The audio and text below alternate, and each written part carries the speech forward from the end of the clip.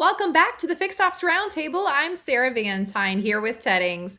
Today we have an incredible panel with Widewail. And Ted, we're going to unpack why reputation matters most in fixed ops today.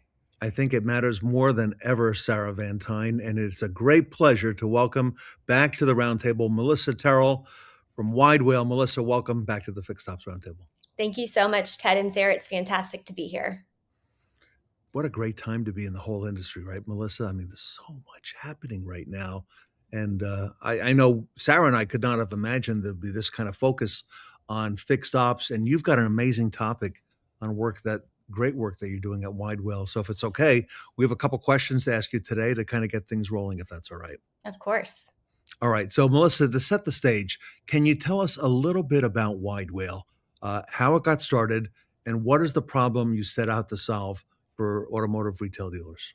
Of course. Widewail was actually born from auto. It was founded by an automotive veteran who really wanted to help dealerships create a competitive advantage by more effectively managing their online reputation, but at scale. Specifically, Widewail started focusing on how to do review generation and response well and at scale. And this was all out of recognition that dealers were getting thousands of customer touch points, but there was really no systematic way that they could capture and respond to that feedback.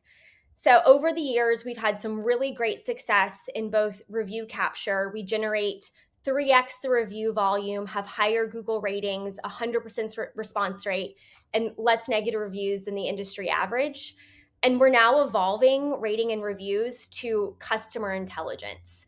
There's really no better way to understand how to improve your business than listening to your customer. So we have this continuous review driven read on team performance, on operations, so you can actually have a pulse on service quality, employee performance, and know where you need to take action. Melissa, this is so timely because, today we're seeing an increase awareness of how important these reviews and the reputation that dealerships have, specifically in the competitive marketplace across different service departments. This is really front and center for awareness, and service departments often fly under the radar when it comes to reputation management specifically. And so, why should fixed ops directors be paying close attention to what customers are saying online now? Well, as you know, the dealer share of service has dropped to about 30%, and that's been declining year over year. It's a huge issue, right? I mean, you're directly impacting profits by facing more defection and customers not coming back to your service department. So you really have to find ways to combat that shrinking market share. And fixed ops has to focus on why customers are defecting and why they're not coming back or coming in the first place. And really, there's no better way to understand that than by listening to your customers. And what Widewail offers and can do is help identify those pain points and identify the loyalty drivers. So, ironically, what we see is that despite fixed ops generating the majority of gross profit, it's often the department that gets the least attention in terms of the customer experience strategy. However, the reviews that we see from service customers are some of the most detailed, specific, informational reviews that any dealership gets. They name the service advisors, they mention wait times, they describe their communication processes. It is a gold mine of data, and leadership in fixed operations really needs to listen and understand what's working and what's not from the customer perspective. And when you do that, you create this really interesting flywheel. You have a mechanism to listen to your customers. You can then derive patterns and insights, take action on what you're hearing and what you're learning, then measure, did that action actually positively improve service retention, more service business? And then ideally, that all leads to increasing profit. So creating this customer listening flywheel is vital to fixed operations in helping capture more market share. And Melissa, you and I and Sarah were talking a little bit in the green room before we got started today about the authentic nature of hearing from the customer. And yes, it helps the dealer perform better, but it serves also a couple other great things that are happening right now in our industry in the way customers are looking to pick a service or parts department to do business with. And the new form of search is relying a whole lot on these reviews and what customers are saying. And that's really going to change the landscape of how dealerships are found. So the sooner the better that dealerships begin addressing this. 100%. There is such a shift right now in how consumers are shopping. A neat stat is that LLM traffic is up 550% year over year. Simultaneously, organic search traffic is down about 10 to 40%.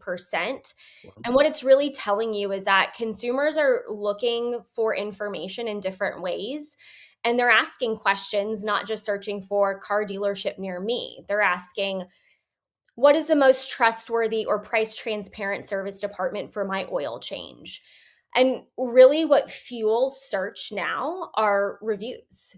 The authentic customer voice is what people are seeking and searching, and the search engines know that. So they are prioritizing what they believe to be human led reviews and then the responses to those reviews to create the right order of returns on those searches, which can be a very, very powerful thing for car dealers. Melissa, we're curious.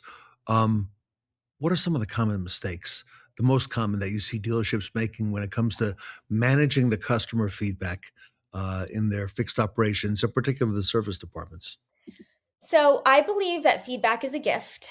Not everyone does take that approach. And so, one big mistake that I believe a lot of folks are taking is not gathering all that feedback. So, there's a concept called review gating where you would only solicit feedback from certain customers. You're not supposed to do that, but let's be honest, sometimes people um, prioritize who they're asking questions to.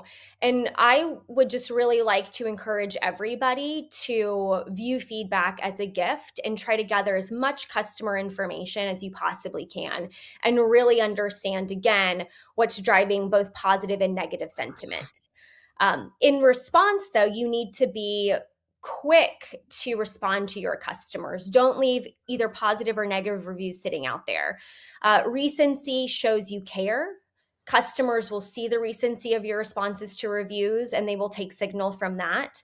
So I think it's very important that you very much have somebody either dedicated to or leverage a service that speaks on your behalf to engage your customers early and often.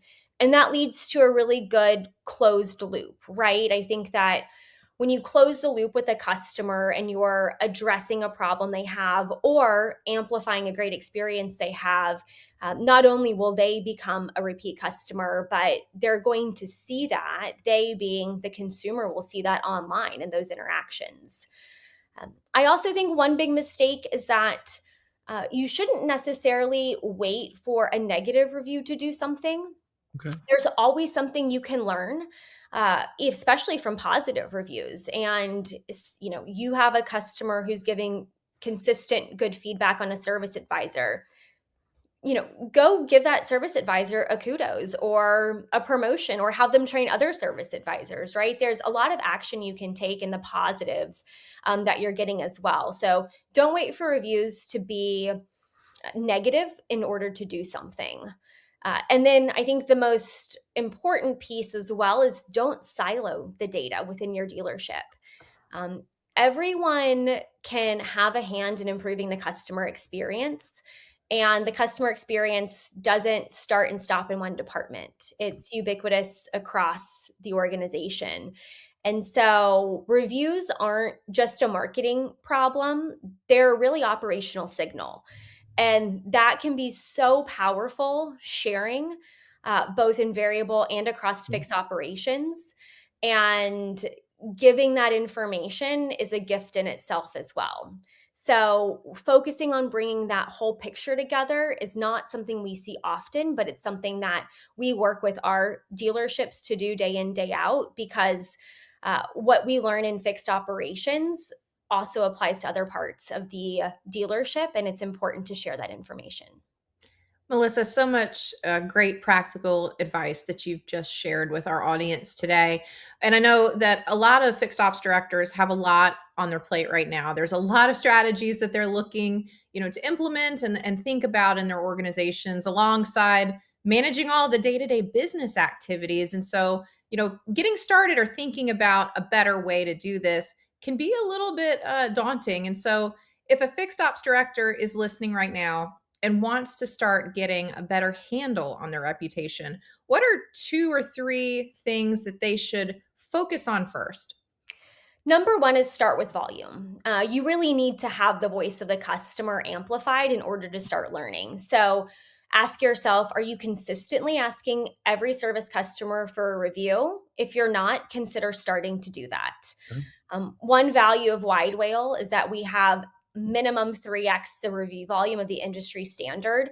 Wow. And that again gives us, yes, it's pretty fantastic in the sense that you have more data to actually action on. And it becomes really great to interact with that number of customers, whether it is, again, a good positive experience or something you can derive a learning from.